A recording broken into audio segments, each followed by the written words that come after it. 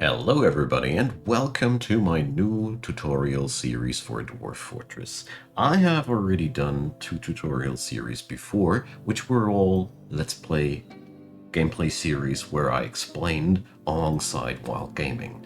This series is a different take. We are going to go with much shorter lessons that will focus a certain topic, and I will of course demonstrate things via gameplay, but not in the form of a let's play thing, which will result in much shorter videos, and I think this should be something a lot of you might have been waiting out there. So for this episode, my goal is to go over the world creation and the embarking process and the preparation process. These 3 things will be contained in this episode, and next one will be starting out with a starter base setup. I will put timestamps down below, so if you're looking for a certain part of this one, you can navigate there quickly. And before I get started now, I just want to point towards the links in the description box for Patreon, PayPal, and Buy Me a Coffee. As a solo content creator, I can really use all the help that I can get, and making these videos is my joy and my pleasure, but it's also a lot of work, and I can really use some helping hands. So that being said, let's start and enjoy. So when you're creating a new world, you get to select between the basic world creation and the detailed mode. So I will go over this real quick and a bit into the detailed mode. So here we get to select the size of the map. It's really straightforward. How long the history will be rolled, how many civilizations will be living there. This influences massively how many different parties you can interact with. The maximum number of sites is depicting how many cities there will be in any form on the map. Number of beasts is how many mysterious monsters will live on this world. Natural savagery is depicting how wild the world will be.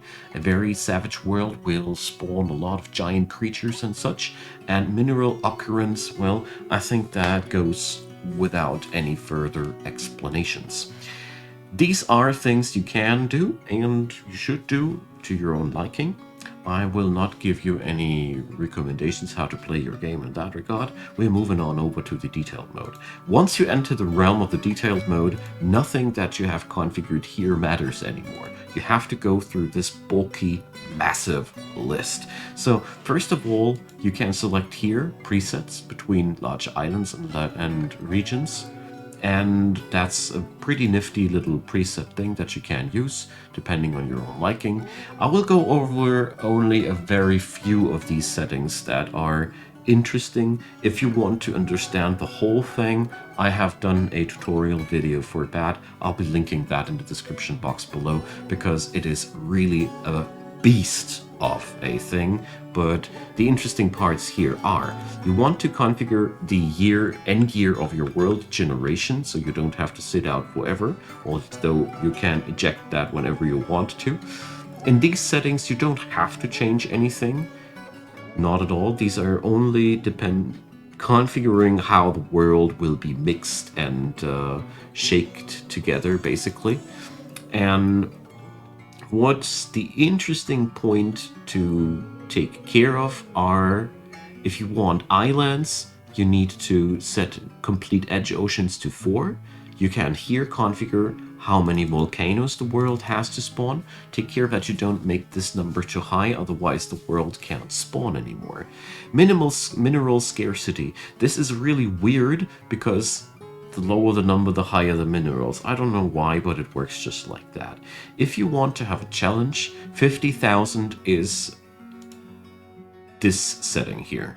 So if you want to have it more challenging, set it beyond 50,000 if you have the feeling that you have too many resources. But overall, with this, you can shift it between these numbers. I personally find 50,000 still very generous, but I'm also think I have some experience with that. If you're rather newish to the game, don't worry about that one too much. You will notice how to use that rather sooner than later. So what I want to point towards too, what's very interesting for newer players is when you go here, number of werebeast curse types. If you set this to 0, there will be no werebeasts in your world. A lot of people hate these dudes, and this way you can completely disable them from popping up. The same thing goes for the number of secret types. If you set this to 0, no more necromancers. Necromancers be gone. And you can do that, of course, with all the other things, but I meant to go over that with a real quick mention because these are things that a lot of people want to change. All the other settings here are really optional and allow you to individualize your world a lot. And if you're interested in that, I highly recommend watching the other video that I did because I need much more time to explain that. I managed to do in 28 minutes and I really did my best to keep it short. Now, we are going to roll with the standard creation. I'm going to work with a pocket world this time to make things go really quick. And we're going to work with this sparse mineral distribution. This is not about giving ourselves a challenge. This series is about making a demonstration of how things work. So the mod menu, I'll be not installing any mods here whatsoever, although I want to mention I do use DFHack. I put a link for that into the description box as well, and I highly recommend you using that as well, because unlike the name would imply, DFHack is not only a tool that allows you to tinker around with the game in very many different ways, it also enhances the user interface in a massive way. I will explain how it works without DFHack, of course, but over the course of the series I will use DFHack because it's just much better to use it and you seriously just make life harder for yourself. But if you are very new to the game, it might be helpful to be not too overwhelmed. Let's create the world and let's move over to the embarkation part of this video. So when you want to embark, of course, there's a lot of things that you want to go and think about. Here, we're mostly interested in explaining how this entire thing works. So if you left click in here, you zoom in on a certain region there. Mouse over in here gives you an overview about who lives there, how things are, a lot of different layers of information. So with the Find Embark Location menu, you can select and find a location where there's iron, for example. The map will then scan the game will then scan every location where you could embark that features iron. Very useful tool, can be configured for many other different informations. You can, for example, search for a tile that has even iron and copper because you want these because these are powerful materials. And this way you can make a lot of different decisions. Here, I am only interested in one thing that I want to show to you. You can exclude heavy aquifers. Here, I will exclude a heavy aquifer situation for the sake of the simplicity of the tutorial, but if you guys want to, I will add in a heavy aquifer tutorial episode as well, no props. But we're going to do that on a different save file then. That being said, please put anything you want into the comment section which you want to see explained in the course of the series. I want to make a couple of helpful little things. So when we got all that configured, you can do that to your own liking. We can here choose our origin civilization. You should always check out when you are here if there are a sufficient amount of sites to your origin civilization. If this number here is 0 and the population number is too low as well, you might not get any immigrants whatsoever, so be careful about that.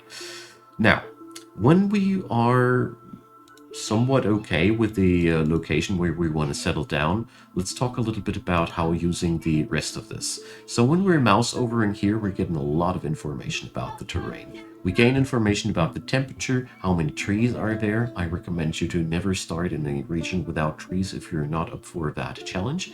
And you also see the level of your surroundings. This is the so-called savagery of the region. So I want to show you how it works. So here you have Untamed Wilds, Wilderness, and Calm. The Untamed Wilds is the savage region, and Calm is the mild region, whereas Wilderness is just a normal region. This reflects mostly in the hostility of the wildlife and in the size of the wildlife. Giant animals mostly spawn in savage lands. So You will also get a readout about the different layers of soil. This is very interesting insofar as you get a readout about the existence of clay and sand. Clay is necessary for an industry, sand is necessary for the glass industry, clay is for the pottery industry. And you also see if there is an aquifer present. I highly recommend you to settle down on a tile with a light aquifer, and if you are new to the game, you should also try to settle down near a riverbank because it's really helpful. Also, we see what kind of metals are there, and most importantly, we see your neighbors.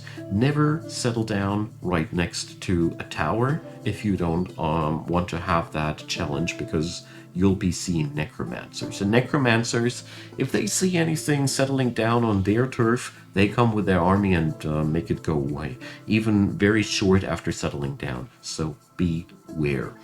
Apart from that, I want to point out that some lands you might see are a little bit weird tinted, like this one. When you check out the surroundings, it says here haunted, where it says here wilderness. So here it says even terrifying. So biomes not only have a wildness factor, but also a alignment. There's evil biomes, depicted by this pink tone here, and there's also good biomes. I don't know if I have one. Ah, here, that's one. Mirthful, depicted by that green tone. Good biomes are harmless. There is nothing bad happening. Evil biomes are brutal. Sometimes it starts to rain and everybody dies. Sometimes somebody dies and he reanimates, murders everybody, and then they reanimate further. There's lots of things happening in evil biomes, and you should only play them if you are in for a wild ride. It's really fun to play there, but it's also really demanding. So, another really cool tool that you can use is the elevation tool. Here you can see how close you are to the ocean's surface. The greener, the deeper the valley. And this also means that there's not much room between you and the water. So the more orange to brown this goes, even up to gray, the higher the altitude of the region is. Sometimes you don't want to be too close to the surface. What I personally also love is the show cliffs and grade menu here. This shows you some information that you cannot see. Check out this region a little bit where I have my cursor here. Here we get a readout about that it has brutal cliffs there. There's a steep fall off in this area, which you aren't able to see because you can only see it via this. This tool is amazing if you're looking for an interesting spot to settle down where it's just not just a boring old flatland or something like that. For example, with this tool I can see that this settling spot, let's center it a little bit more, is actually seeing quite some steep cliffs here. That's really interesting information, which you should always check out before you settle down. One last thing about the biomes themselves. You notice that they use different sprites here. Here it's a little brownish, here's bright green, dark green, and so on and so forth. Every biome has a few shared things. So for example, this entire green plains here will have exactly the same composition of metals and stones wherever you settle down. Nothing will be different there because it's one biome. Same goes for this bubble of evil land. It will have the same metals, the same compositure of stones, a little bit of a different mixture there, of course. None of these tiles is really truly the same. Don't think anything wrong, this is Dwarf Fortress after all. But if you are looking for certain metals, this area will always have iron, silver, and lead in some distribution here, if you look. It's only different if biomes cross borders, so sometimes it can be really interesting to cross borders on purpose. So we have two different biomes on your grid. You can do really nifty things there. So one last thing that I want to show before we go into the embarkation process, you can also change the size of your grid. This also changes the size of your map that you're playing with. So if you want to play on a smaller map, off you go. You want to play on a larger map, off you go. That's some really nifty little tools. I'm going to settle down on this spot because it looks exciting to me. It has a lot of cliffs, it has water to work with, so let's go for that. So you will always get a couple of informations here. We're being warned about the savage area. I think we can handle that. Also, I find it very educational to show you what a savage area means. So Here, we get to select if we want to play now or if we want to prepare for the journey carefully. This is where I want to start explaining the prepare carefully part before we end this episode. So, in this menu, you can configure everything. You will receive a blank slate of dwarfs. So every dwarf gets to select 10 skill points, and you can skill up everything only 5 points high. I highly recommend you to always bring yourself one person who's proficient at mining, preferably up to 3, because this is one of the most important tasks, as it directly reflects the speed in which you can dig yourself into the mountain and have some good old fun with it. If you don't have any proficient miners, your starting process will be very slow, and that can be sometimes quite lethal. You should also always consider including a decent woodcutter, although there you don't need to pick up all the 5 skill points. Although I want to mention a proficient woodcutter is also a good fighter, because if you can use an axe, you can use it in combat as well. Or if you can cut a tree with it, you can fight with it as well. Same goes for the miners. Their picks are notoriously dangerous to anything living. What's also worth bringing at the beginning is a proficient weapon or armor smith, because high quality gear makes your soldiers so much more powerful. A good fisher dwarf is also really good if you have water present on your tile. It's an instant access to food, and most of the time shells to decorate your items with and whatnot. Really cool stuff as well, but most importantly, a planter. These guys are absolutely important. You should always have one dedicated planter dwarf, because that's what your economy will reside on.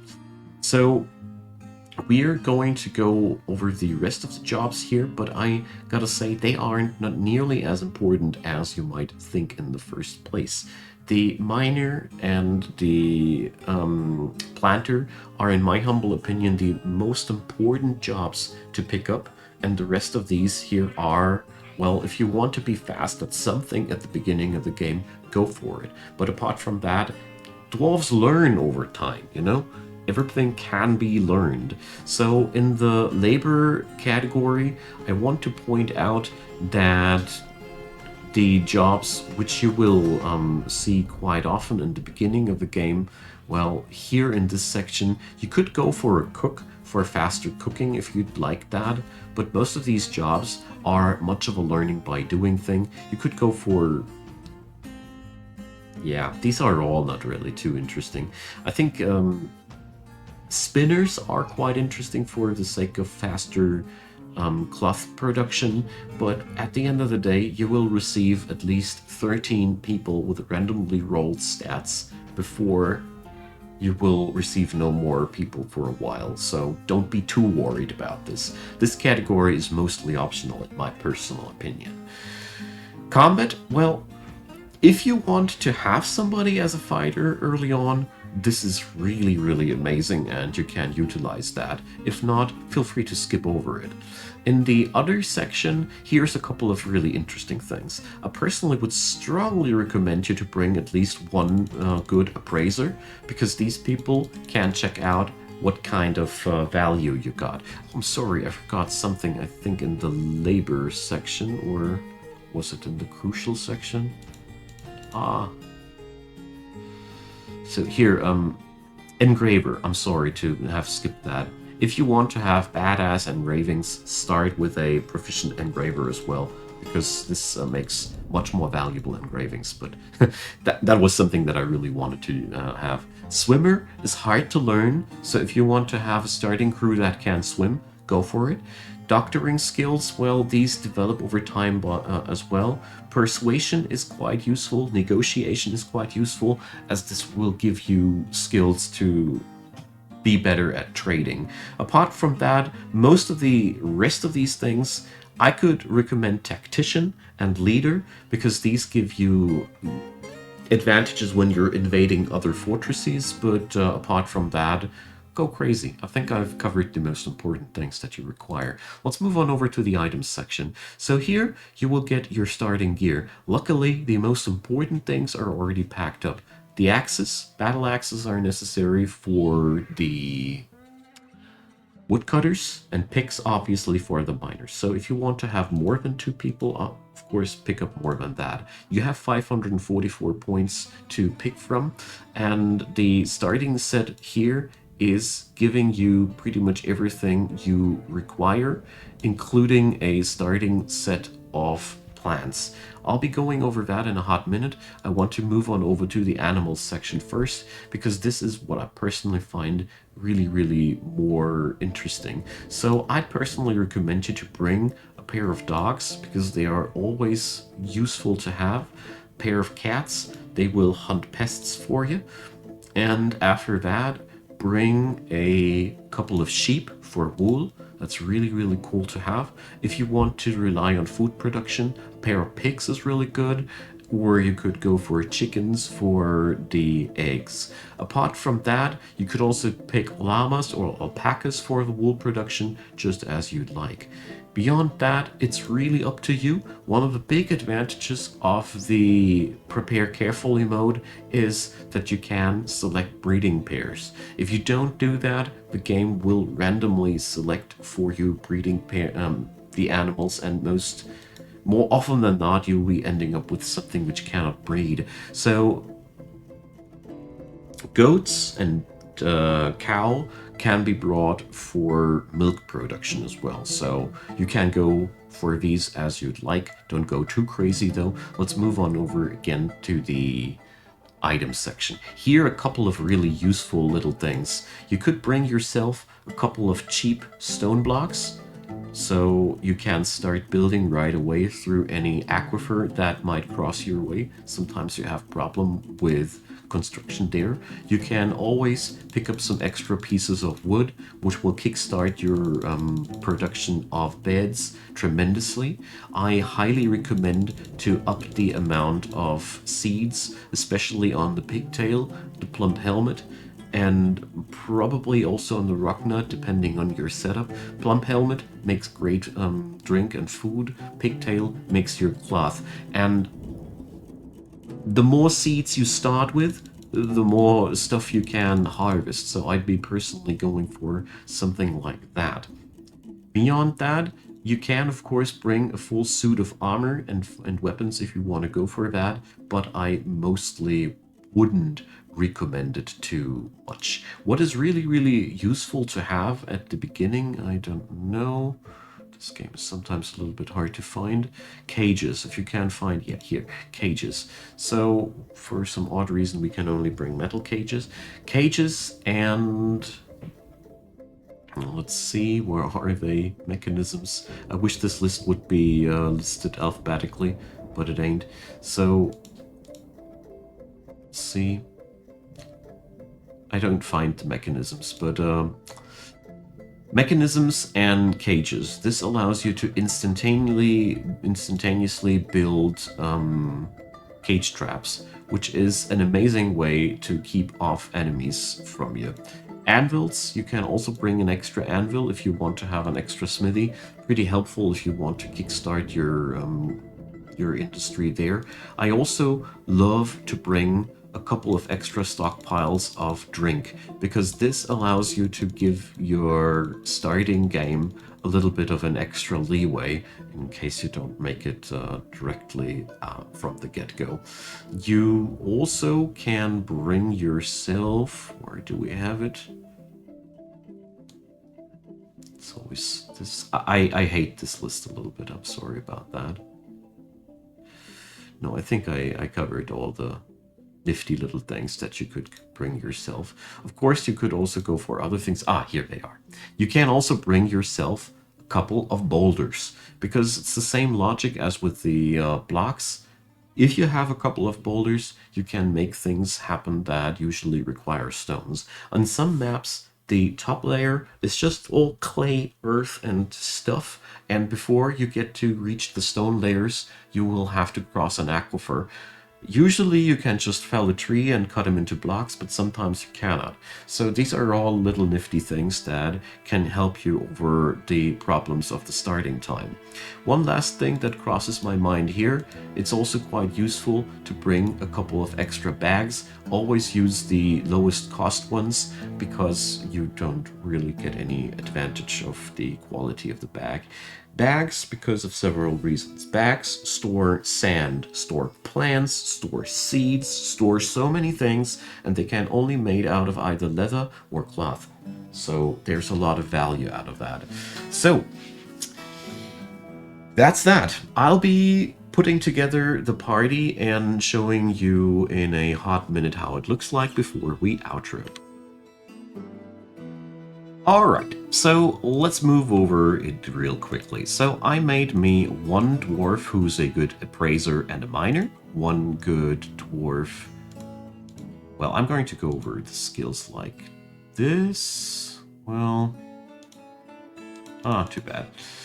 It doesn't really show them. Well, the skills we're going to show off in the first episode. The items are way more important. I'm very sorry about that. A couple of things that I wanted to add on here. I picked up 5 pieces of cloth of each type because of early dwarfs wanting to create a artifact. Very important thing. I picked up 3 picks because I have 3 miners. I have 2 anvils because it's always nice to start out strong here. I picked up 1 cage, 12 pieces of gabbro to make the mechanisms that I want to make because obviously I didn't find them. Some extra ropes because they are just very, very nice to have and a pain to create yourself. Here's the alpaca wool cloth. And apart from that, the animals that I showed you, and that is pretty much all that we're doing here. So we're calling this the tutorial profile, and I will embark. So going really quick now over the skills of these guys, and then we're going to go for the outro. And I'm very sorry about the length of this first episode. It went a little bit wild, but it is here. So I have 1 miner and appraiser. This is going to be the person that we're going to go for later. I don't know why this guy's skills are not... He's a tactician. Exactly, that didn't show off well. I did pick that up because it's fun to have. Here we have another person who's a leader, because that's always hard to pick up later. Here we have a engraver and a diagnostician, because doctors are also really nice to have. Armorsmith and surgeon, weaponsmith and wound dresser, and planter and bone doctor. So I have the key things together and a couple of animals for milk and wool, and that's that. So that ends up this episode. Yeah, it's not been a short one, but it's also been the one that gets everything started. Next episode, I will talk about a good starting setup, and I'll keep things a little bit shorter, promise. So feel free to leave a comment, leave a thumbs up if you'd be so kind, and consider subscribing. I've put up a lot of playlist links down there to the other tutorial series that I made. If you prefer more of a let's play gameplay approach, that would be the thing for you. Alright, so have a wonderful day, see you next time, and thanks for watching.